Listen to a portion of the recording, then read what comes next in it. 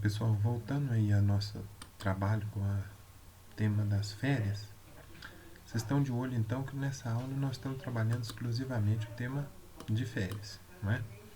Bom, aí eu já falei para vocês a respeito da dobra de férias. O que nós temos aqui na dobra de férias, no artigo 137? Sempre que as férias forem concedidas no prazo de que trata o artigo 134, então após é quando? Bom, eu tenho 12 meses para que o empregador me conceda o direito de férias. Se o empregador não conferir, vai acontecer o quê? Ele vai ter que pagar em dobro essas férias, certo? Aí olha comigo aqui o que diz o parágrafo primeiro, que vencido o prazo, sem que o empregador tenha concedido as férias, o empregado ele poderá ajuizar a chamada reclamação trabalhista, que é uma ação. E aí ele vai pedir a fixação por uma sentença da época do gozo de férias. Olha que complexo. Então, passou o período concessivo, o empregador não me concedeu as férias, eu vou ter que ajuizar uma ação trabalhista para que por uma sentença, uma determinação judicial.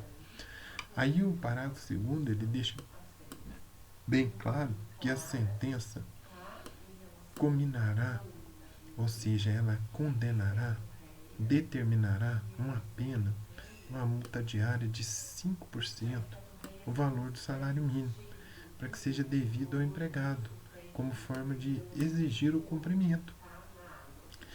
Outra coisa importante aqui no parágrafo terceiro é que essa cópia da decisão transitada em julgado, ou seja, quando não couber mais nenhum recurso, ela será remetida ao órgão local do Ministério do Trabalho.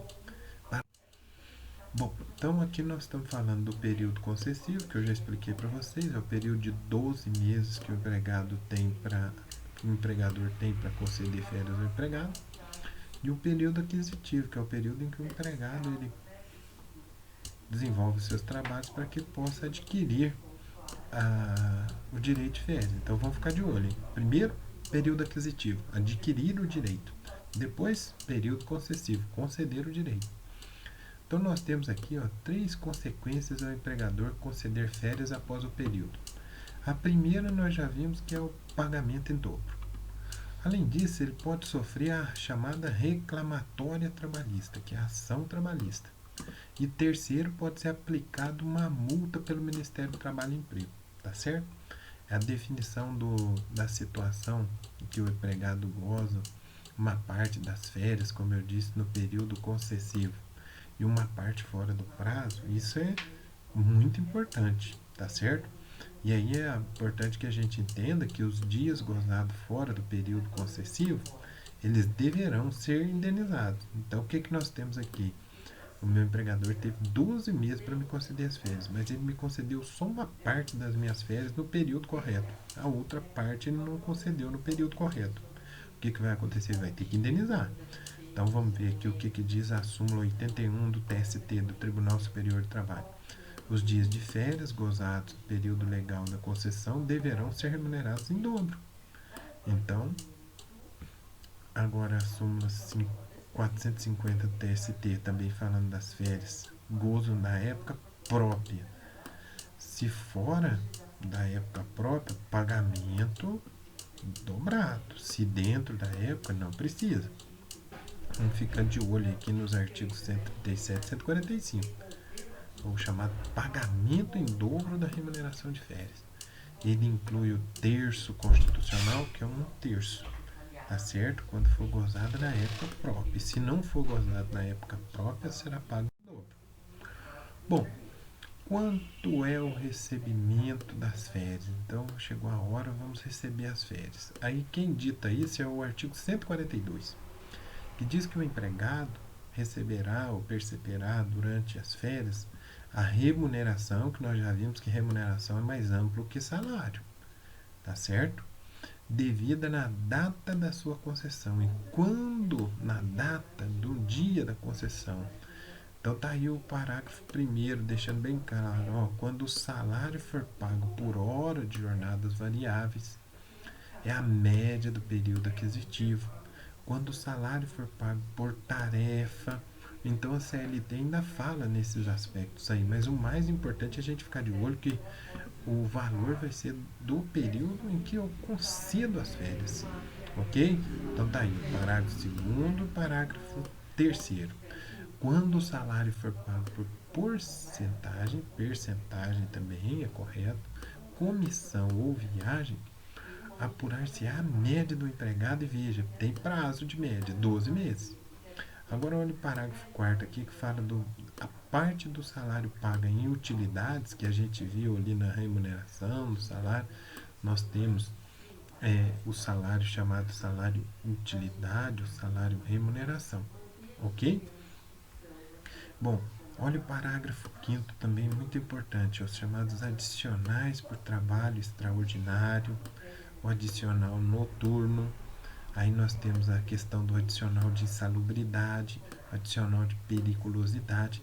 Eles serão computados no salário que servirá de base de cálculo remuneração das férias. Então veja bem, todos esses adicionais, adicional de hora extra, adicional de noturno, adicional de insalubridade, adicional de periculosidade, tá certo? Então aqui embaixo eu fui colocando para vocês nesse período aquisitivo que eu estou adquirindo, o período de férias, e ficar de olho quando o tipo de salário é a forma da média.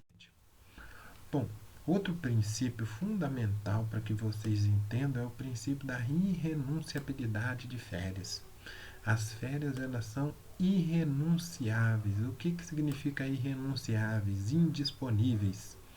Quer dizer que o empregado ele não pode dispor, falar, não, eu gosto tanto da minha empresa que eu não quero gozar férias. Não pode. E outra coisa, o artigo 143 deixa claro que ele só pode converter 1/3 do período de férias em abono pecuniário, em dinheiro, tá certo? O parágrafo 1º aqui deixa bem claro que o abono de férias deverá ser requerido até 15 dias do término do período aquisitivo. Se vocês não ficarem de olho, esses prazos aqui eu sempre falo para vocês, são muito importantes. E tratando-se de férias coletivas, aqui nós vamos falar das férias coletivas.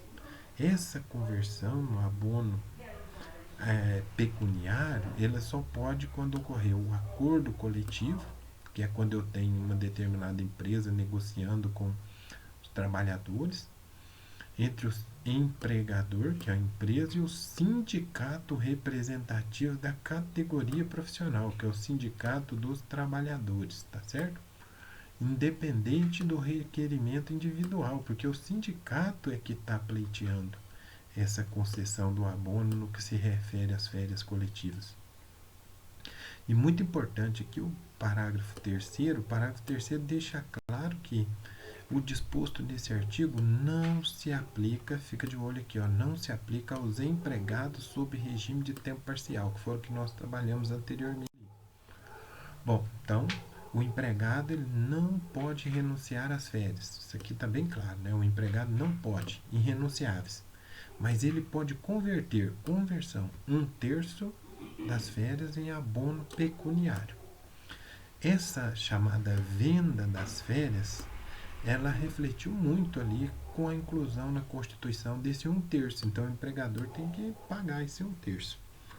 E o empregado, ele, se quiser vender esse 1/3 das férias aqui, ele é obrigado a aceitar. Então o empregador é obrigado a aceitar, porque isso aqui é um direito do trabalhador. Então se o trabalhador quer vender, o empregado não quer comprar, não pode. Tá certo? Fiquem de olho no prazo, é até 15 dias. Bom, agora vamos ver aqui o pagamento das férias. O artigo 145 da CLT fala que o pagamento da remuneração de férias, se for o caso, ou do abono de 1/3, serão efetuados até 2 dias antes do início do respectivo período. O empregado dará a quitação. O que é dar a quitação? Dar a quitação é assinar o recibo. A quitação é o recibo de pagamento das férias. Com indicação do início, o empregado já sabe, e do termo ou fim das férias. Esses aqui então são as regras, tá certo? O principal de tudo, o pagamento é antecipado. Pessoal, segunda parte, muito obrigado. Vamos concluindo ali para a gente ir para a terceira parte.